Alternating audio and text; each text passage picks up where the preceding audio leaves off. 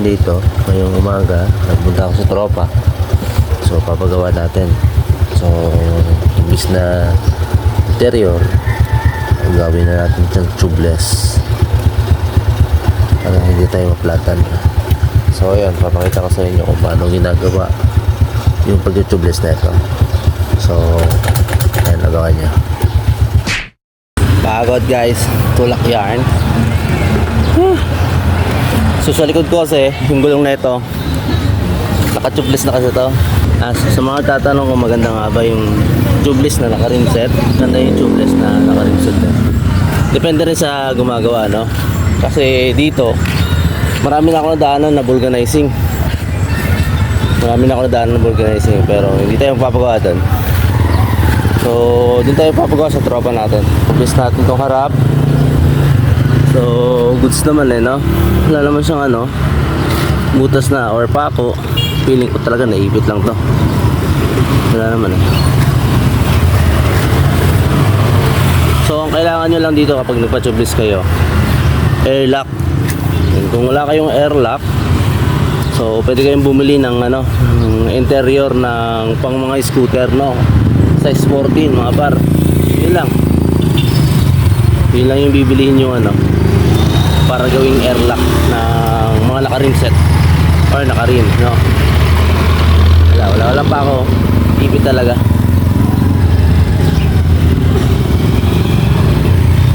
Wala. So yun, mamaya update ko kayo mamaya kung paano nila ginagawa ito, no?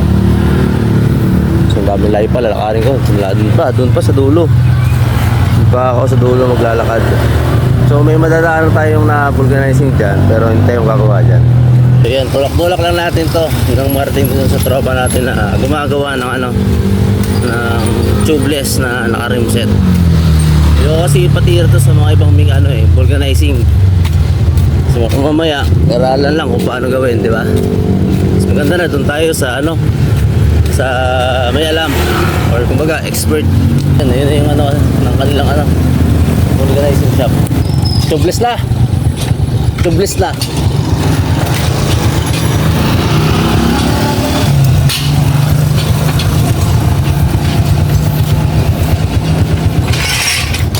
O, napatirahin ko. Kaso wala akong dalang interior na meron ka ba? Ha? Meron naman. So ayan, sila nagagawa si tropa ng mga mga probinsyanon din, no? Kababayan ko, mga Bicolano.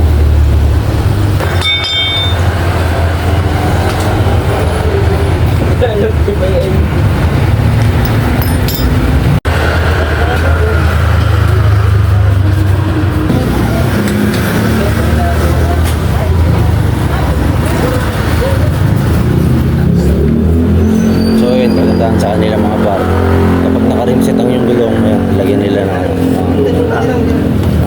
towel para hindi magasgasan yung rimset. Ha? Hindi kaya yan. Pala ka muna. Sige. Hindi ko yan malulunod sila dyan. Hindi Malaki kasi yun. So yun, malaki yung butas ng gulong natin. Tapang di kaya natapalan. Ngayon lang ako nakakita ng ganyan, nag-vulcanize. Hindi mo galas talaga. Hindi ko masulat. Pag lang.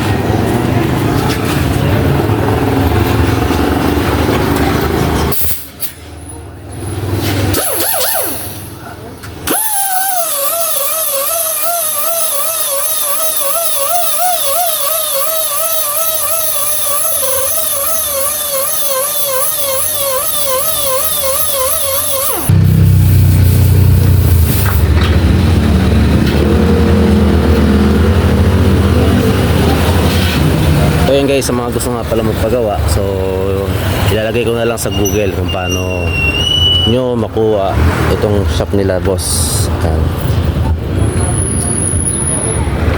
Ang harap lang yan nito. Tapos dun sa dulo, circle yan, Windsor West. Ito naman papunta to ng Camellia kasi Molino.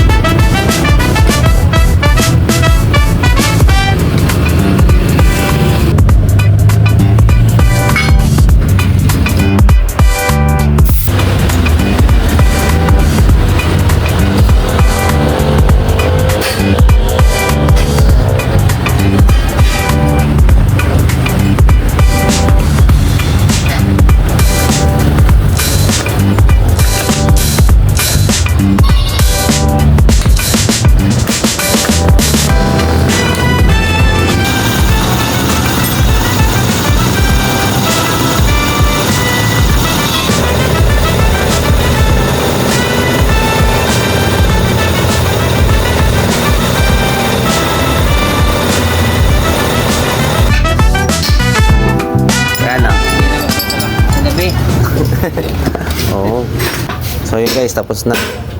Tubeless na siya. Saglit lang, no?